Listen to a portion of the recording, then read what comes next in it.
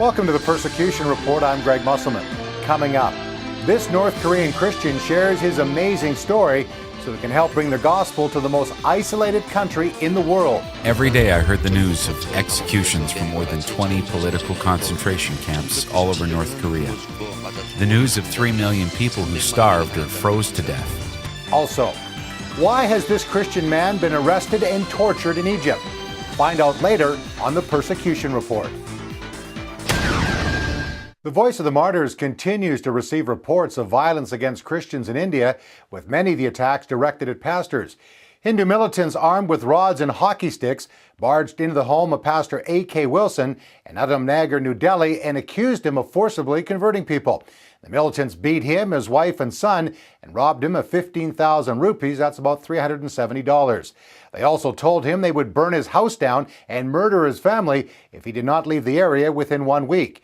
2 days later, Pastor Aram Krupanam Dam was returning from a prayer meeting in a New Believers' home in the district of Medak, Andhra Pradesh, when he was attacked by a mob of Hindu militants. The militants spoke out against the pastor's faith and told him not to conduct any more prayer meetings and beat him. Well, still in India, an orphanage in Bargail district of Orissa state was torched by Hindu militants in August 2008, was burned again for a second time. That's according to Asia News. The orphanage was placed under police surveillance following the August attack, during which a young teacher was thrown into the building and burned alive. However, police were not on site the night the orphanage was set ablaze. Pastor Bike Zhang, leader of the Chinese House Church Alliance, has been arrested again by police, this time in Yangawu town in Hebei province, according to a report from China Aid. Pastor Chung was staying at the home of a local Christian man after baptizing a believer when more than a dozen police officers arrived. The authorities took Chung to the local police station, where he was searched, interrogated, and threatened with death. Bank cards and 3 cell phones were confiscated. 3 hours later, Chung was handed over to Public Security Bureau officials from Beijing, who questioned him about his recent travels. Pastor Chung's belongings were eventually returned, except the debit card for an account containing the equivalent of $27,000. He was then released. Pastor Chung has been arrested numerous times for his Christian activities. Islam is the official religion in Egypt. In that North African country, a person can convert to Islam at any time, but Muslims are not permitted to leave Islam. Christian men are not allowed to marry women from a Muslim background, even those who have become Christians.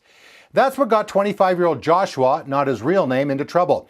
We met Joshua the same day he was released from prison. It was the 7th time he'd been incarcerated in the last year and a half. Joshua, a Christian, married Mary, a believer from a Muslim background, in 2006, but they have been separated most of their married life. Joshua has been in prison and tortured by officials for refusing to provide his marriage certificate, which would allow officials to prove that he and Mary were unlawfully married. Mary was eventually kidnapped and taken back to her family. They tie my hands behind my back and keep kicking me and slapping me, and sometimes they pull my ears so hard, and different kind of beating and torturing. Joshua has been harassed by government officials while at work, and as a result has been fired several times. He's also been told his mother will be tortured unless he produces his marriage certificate. But in the midst of his difficulties, Joshua is determined to get his wife back and serve the Lord. Despite the 3 government-run churches in North Korea's capital, Pyongyang, Christianity is actually illegal and Christians face harsh persecution. Returning to North Korea after defecting is punishable by death in a concentration camp. Most Christian organizations, like the Voice of the Martyrs Canada, consider North Korea to be one of the most, if not the most dangerous place in the world to be a follower of Jesus Christ. While current restrictions make it impossible to determine the total number of those being imprisoned, current estimates suggest that some 200,000 North Koreans are languishing in detention. Many of those are believed to be Christians. The man in our next story has devoted his life to bringing the gospel message into his former homeland. Kim Seung-min escaped from the clutches of North Korea in the mid-1990s. He shares his story to bring attention to the plight of the people living in the Hermit Kingdom with anyone who will listen, including world leaders. Kim escaped the country after becoming disillusioned by the horrible conditions and massive starvation. Every day I heard the news of executions from more than 20 political concentration camps all over North Korea. The news of 3 million people who starved or froze to death. Kim has faced brutal beatings, including having his fingers broken. This was the result of fleeing North Korea and abandoning the military, where he had risen to the rank of captain. Kim had fled to China and there met some Christians.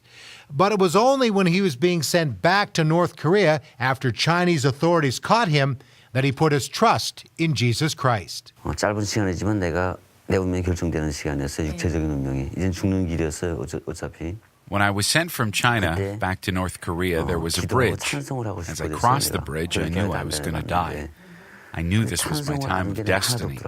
따라 부르는 건 많은데 내가 혼자 독자적으로 이제 I wanted to sing a praise song, but I couldn't remember any praise songs to the Lord. 진짜 내가 나를 원망했어요. So I promised myself that if I lived and escaped again, I would learn praise songs and memorize them.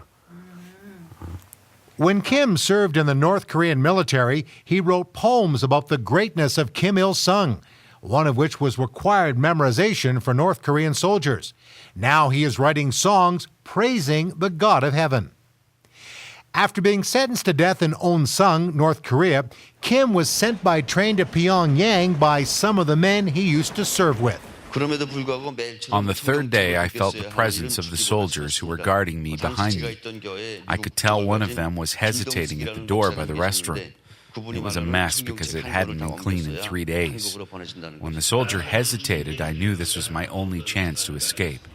Without thinking, I jumped off the moving train by leaping through the window. My body aged 1,000 years at that moment.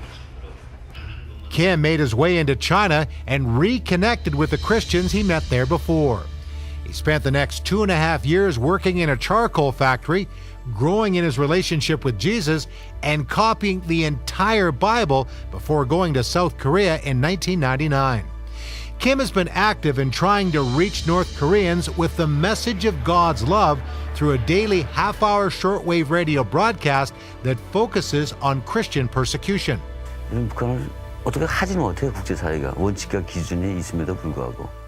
North Korea is an empire of evil. The world has nothing to do with them. They don't have a principle of law. They shoot missiles. They sell drugs and make counterfeit dollars. 여러 사람들이 그런 것 때문에 고민하고 있는데 그래서 The only way is to melt the North Korean hearts with love and the gospel. 더 의미가 있지 않은가 싶어요. Kim also heads up the recently launched underground university in Seoul, South Korea, in partnership with the Voice of the Martyrs Korea and the Voice of the Martyrs Canada. Underground University is a 12-month training program that helps North Koreans who feel a calling to return to North Korea or to Northeast China to reach their North Korean brothers and sisters with the gospel, to be able to discern how God is calling them to do that, and then to be able to train them in that discernment. North Koreans have the best ideas of how to reach their own country. And so Underground University doesn't train people in a particular methodology of evangelism or discipleship. Really, it goes more fundamental than that. It's about helping them to discern what God is calling them to do. And the things they come up with are really amazing, much more effective than anything we could come up with in the West. Other projects VOM Canada has been involved with in North Korea include launching gospel balloons that drop gospel tracts all over the country and smuggling food and supplies into the isolated nation. And if you'd like more information about the kinds of projects the Voice of the Martyrs Canada is doing around the world, including North Korea, visit our website at persecution.net and click the Take Action tab, or you can call our office at 905-670-9721. That's 905-670-9721. By the way, the June issue of our newsletter will feature North Korea, including Kim Seung-min's amazing testimony.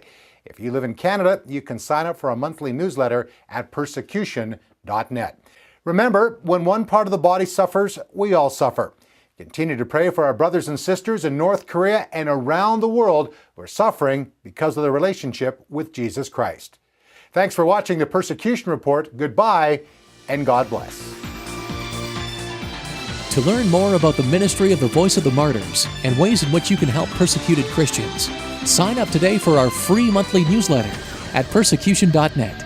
That's persecution.net.